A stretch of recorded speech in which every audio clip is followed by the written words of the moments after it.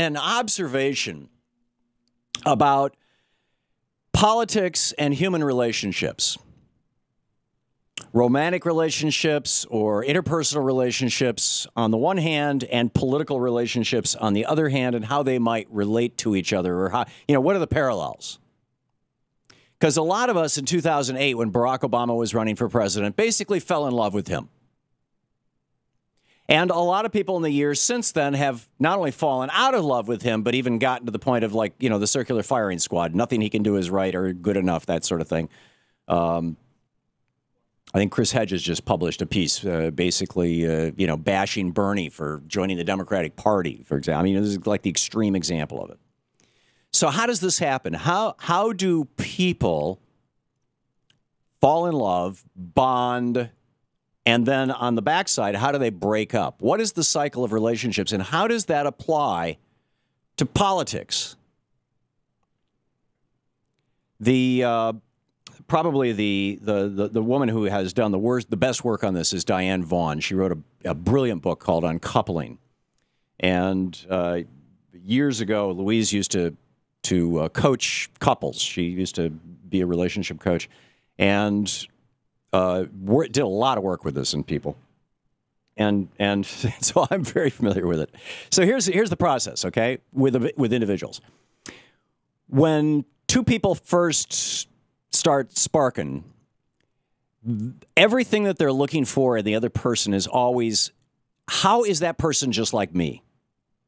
Oh, she likes the same stuff I do. Oh, he has the same opinions I do. Oh, she, like that. They find all the areas of identicalness, and they continually amplify those areas of identicalness until there's a relationship, right? And at that point, that's really infatuation. It feels like love, and it can become love, and it's infatuation.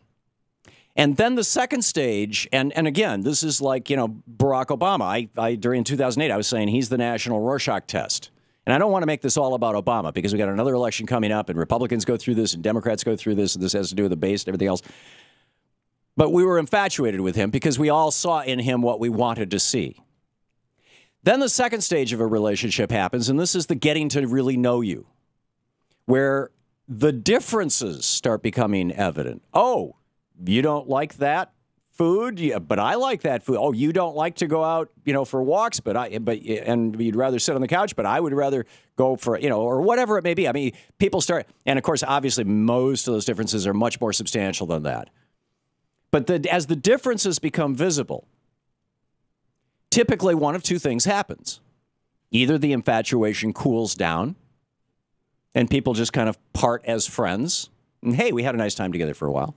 Or they accept the differences in each other and either celebrate those differences, hey, I can learn from you and you can learn from me, or ignore those differences. Hey, there's this part of you that, I find problematic, but I can get past that.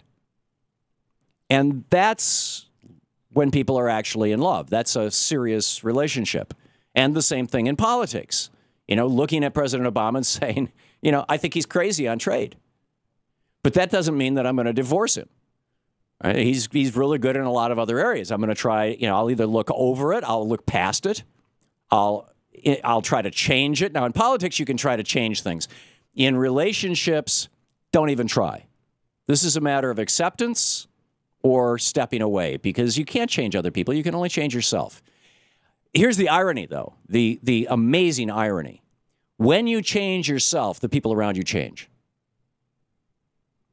But I digress. I mean, this is the beginning of a long rant about relationships, and well, actually, there's a political analogy to that too. And I want to get to where Bernie fits into all of this, and I will in just a second.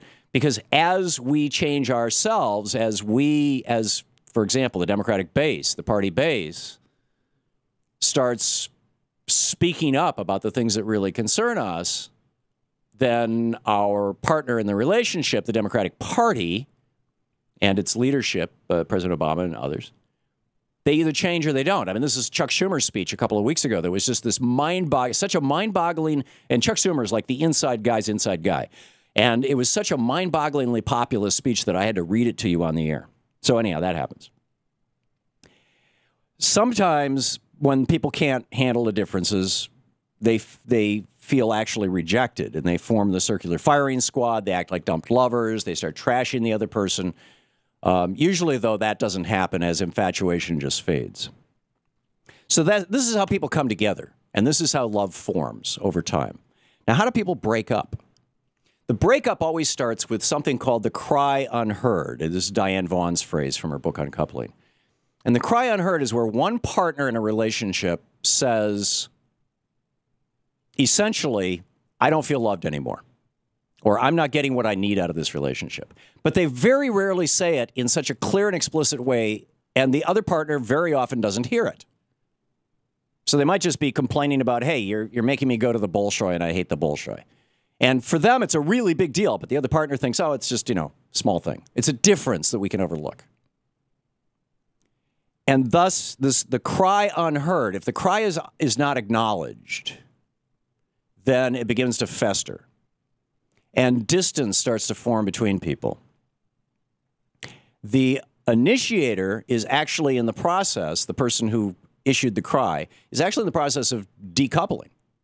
Whereas the partner is clueless, doesn't realize that this is happening. And as the initiator decouples, he or she actually begins to form amnesia, literally, can't remember the early days of the relationship about why did I fall in love in the first place. This is one of the first signs that uncoupling is real, that it's really happening. And again, this, back to politics. Hey, don't you remember why you liked Obama in the first place? That sort of thing. Then comes along another, this is Diane Vaughan's phrase, a guide may come along. Typically, it's a best friend. It can be a lover. It can be an affair, something like that. And then there's this process called going public, or it can be just to one person, but it's where the initiator says, I'm not happy in this relationship over here. And that's where I think many of us have been with the Democratic Party for the last couple of years, especially with this TPP stuff. And in fact, the initiator may even say, I feel dead inside. I don't remember the relationship. And in politics, this is why you have 20%, 25%, 12% in some communities, Democratic Party participation in the elections. Right? They're hey, I'm not there anymore. So then the initiator, the person whose cry was unheard, springs this on the partner. The partner freaks out. This is the point at which then negotiations begin that may lead to a better relationship, but more typically lead to a breakup. And so who might that guide be for the Democratic Party? Could it be Bernie Sanders? Are we watching this arc of relationship being overlaid on the arc of politics? I had a little more to rant about this. I'll pick it up in 5 minutes. This is the Thom Hartmann Program. And in fact, there's a way to recover the relationship, as it were. We'll talk about that too.